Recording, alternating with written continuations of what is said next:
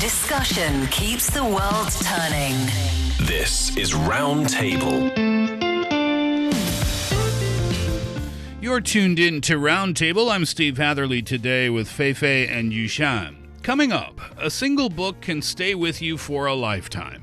This week, for World Book Day, we asked 5 leading Chinese writers to tell us about the one that did for them, whether it's a story they wrote themselves or one that shaped who they are. Today, we have part 2 in our series. Our podcast listeners, that's you, can find us at Roundtable China on Apple Podcasts. Don't forget that we love to hear from you too. So send your voice notes our way, roundtablepodcast at qq.com. One more time, roundtablepodcast at qq.com.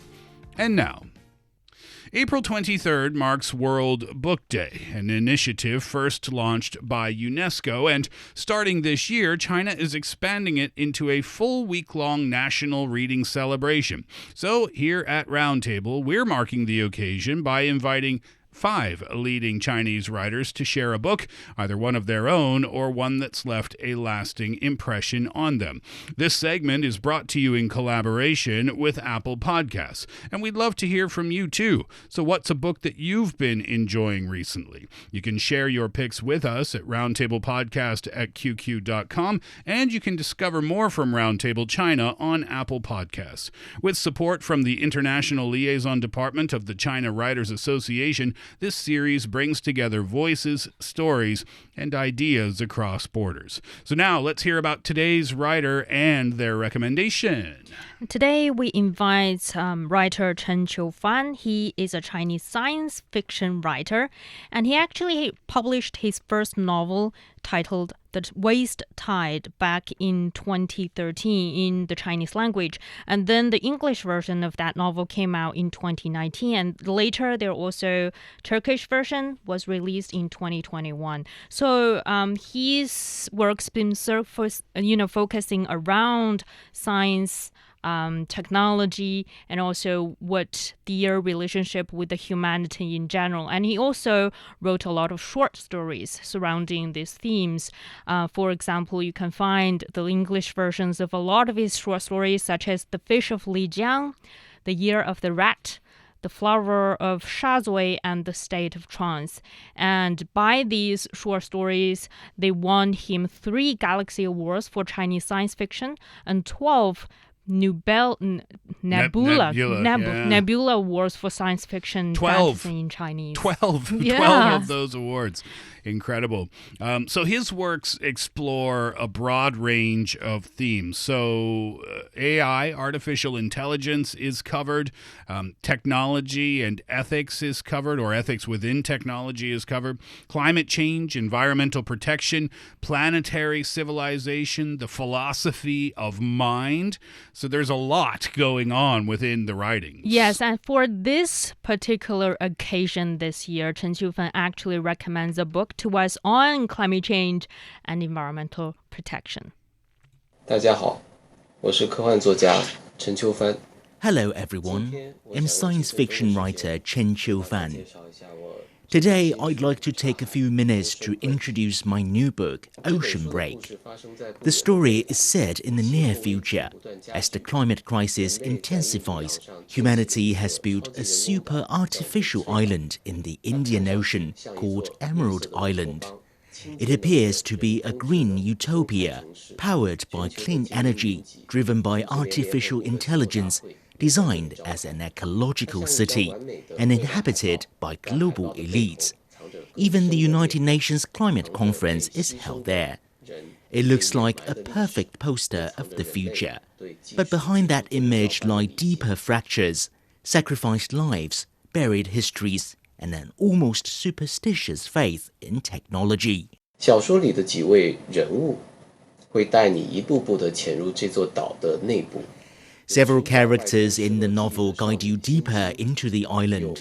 There is Xinxing, a young girl searching for her grandfather's lost memories. Mimi, a cyborg with a keen interest in environmental protection. An indigenous boy who has lost his homeland. And anomalous intelligence Lila emerging from data ruins. As they move closer to the truth, you begin to realize this is not just a thriller story. nor simply a futuristic adventure. At its core, the novel asks, as technology grows even more powerful, will humanity lose its ability to feel pain, to understand others, and to coexist with all forms of life? 我为什么要推荐这本书？因为它和我们今天的现实离得非常的近。 Why do I recommend this book? Because it is very close to our present reality. We're already living in an age reshaped by climate change, artificial intelligence, platform capitalism, and virtual reality. Often we think we are pushing a more efficient and smarter, a perfect future. But we rarely stop to ask, whose future is it really? And on whose silence and sacrifice is it built? I hope you can all enjoy reading this book. I'm Chen Qiufan. Thank you.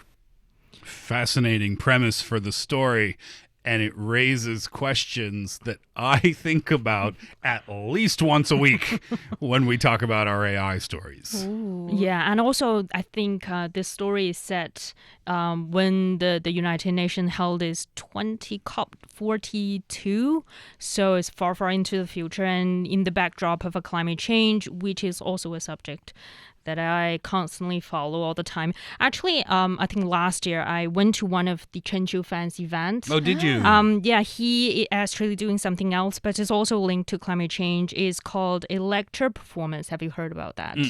It's actually a kind of lecture, but in a less serious setting. So the lecturer will provide visual aid, photos, music, or sometimes videos in help to help you better understand the story or the theory that the lecturer is putting out there.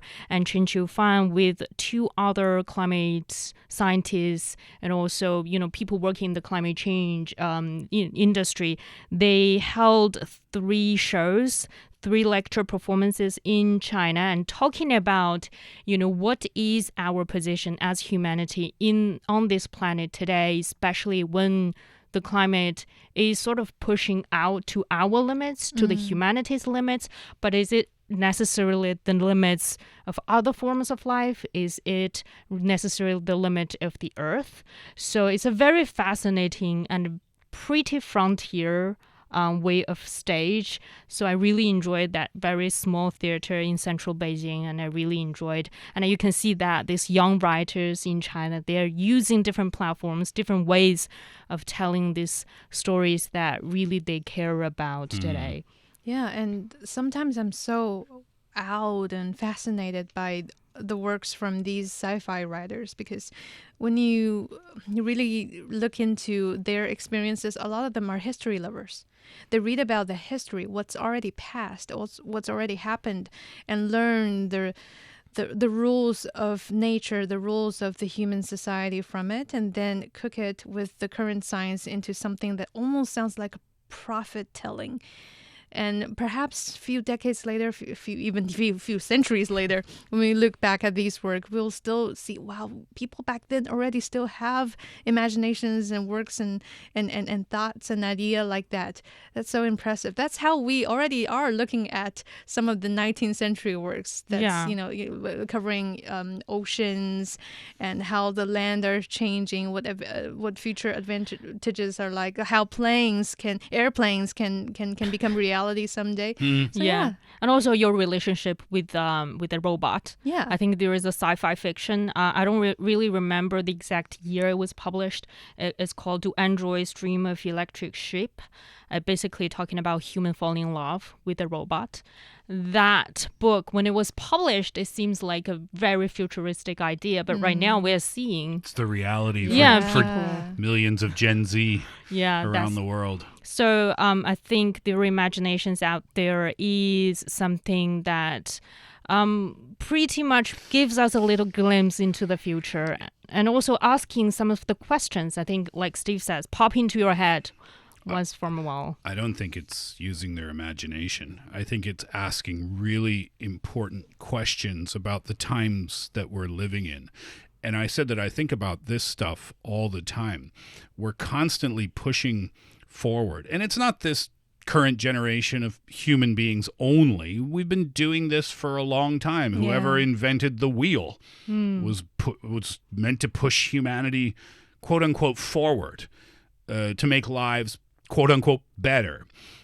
But I worry sometimes, at what cost are we doing this? And I think about where we're headed with AI in the future. Jobs are being replaced, and we're focusing on cool robots, and I feel like we're just constantly overly impressed with what AI can do for us, and we're impressed by it because of how novel it is to our brains. We've never seen anything like this before, so we're kind of like children where these engineers come up with this stuff and we're like, wow. So cool. It is so cool. And we just spent a half an hour talking about how an entire education system is being redefined because of what AI can do for the students and for the teachers. But if we fast forward to 50 years, I'm very curious to know, where are we headed? I think, and I'm not the person who came up with this concept, but I think we're headed in the direction where humans don't work anymore. And if humans don't work anymore, what does that mean for the economy of the planet? What does that mean for currency? Will that go back to the Stone Ages when we traded spices for furs? Will the barter system be implemented again? I don't know. So that's one thought I have. And then another one is, how far are we going to keep going until we're satisfied, right? Until human beings say, yeah, that's enough, actually. I think we've achieved some pretty great things here. Let's just focus on the humanistic side of being a human being and the enjoyment of the planet and the enjoyment of, I feel like that's getting lost a little bit somehow. I think right now, especially this year, we heard a lot of discussion surrounding this. When it comes to the development of AI, we hear a lot of writers and philosophers like Chen Qiufan asking these questions as technology grows more powerful than ever. What does it mean for the humanity? What does it mean for your ability to feel your pain, to understand others, to coexist with the earth, with everything else on the planet? And when we are pushing forward with the development of AI, of other technologies, who is being left behind? Are there people sacrificed for this kind of so-called progress?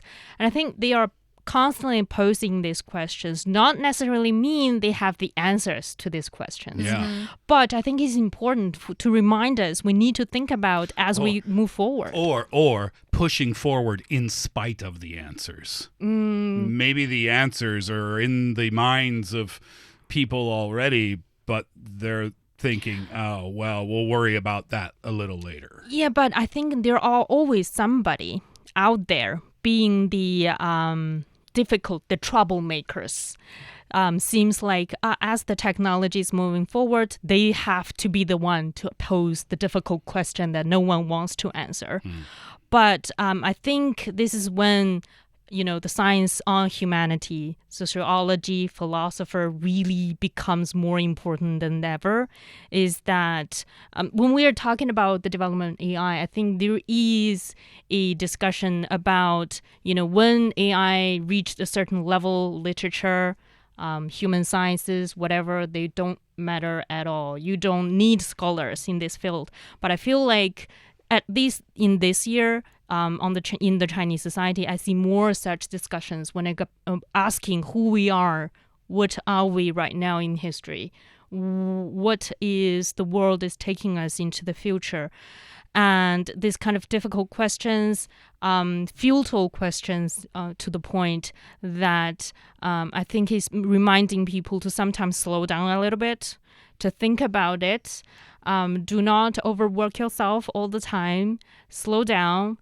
Think, take a moment, take a sip of your tea, read a novel like this story today that we're recommending on the show, or go into a really niche performance that you don't necessarily understand.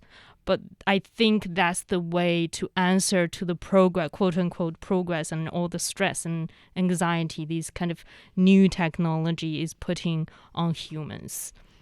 I still think there is a chance for AI and the traditional side of things to coexist. Just like, well, my familiarity reside with the realm of performing arts. Forgive me to raise a seemingly non-related example in this case.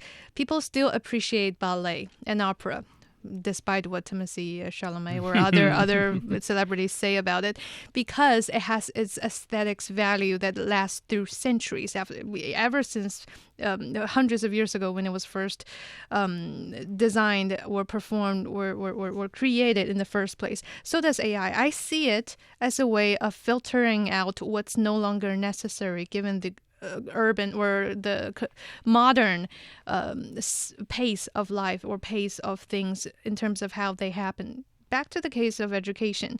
If a teacher decides that all I need to do is repeat what's written, what I've already prepared in my teaching content, then that thought, that idea, that teaching method is destined to be filtered out of the system in the future, because it's no longer making the best benefits in terms of how the students are learning from the contents you're teaching. The future is destined to make a math problem, a cube, look interactive, that the student can come up and draw the design together with the teacher, with the assistance of the AI technology that we have nowadays in the classroom. So really, does it change so much? Or rather, I prefer the word upgrade when it comes to practical using. But of course, it is inevitable that we ask these questions, and sometimes they come without an answer, because how long has it been since AI is a major topic for everybody, for every industry? A few years, right? Yeah. So maybe we don't really yet have an answer. And that's make it even more important that we are constantly asking these questions until maybe in the future we do have an answer of balancing things out. You use the word upgrade, but I often think, why do we need to upgrade everything all the time? Everything needs to be upgraded faster, bigger, smarter, faster. # Daft Punk. Why does it? Why? I'm gonna be able to buy a robot And do everything for you. to do my laundry. Yeah. And then you can sit back and relax And do what? and read your books. The truth is, I love it. the truth is, I don't need. Oh yeah. Oh, well done there. That took me a second to catch what you did. Exactly. I saw the expression from Steve's face. Especially this one called Ocean Break. I don't need a robot in my kitchen, but I want one. Teachers don't need a 3D model to show students how to understand a particular concept, but it's better for them. I agree with what you said there. But also, the world existed without this stuff for centuries, and we grew up just fine, kind of. Yeah, that's the whole point of life, really. It's about experiences. And I think this kind of technology is giving us options. You can have a robot in your kitchen. You can also choose not to use that robot today if you feel like cooking yourself. But if you feel like, I just want to relax and read a book, there is a robot to help you. Unbelievable discussion that we could keep going for hours with, but we can't because we're out of time. That segment was brought to you in collaboration with Apple Podcasts, and we'd love to hear from you, so share your thoughts with us. roundtablepodcast@qq.com. And that'll do it for today's show. I'm Steve with Fei Fei and Yushan. We hope you enjoyed yourself as much as we did, and we hope to see you again next time.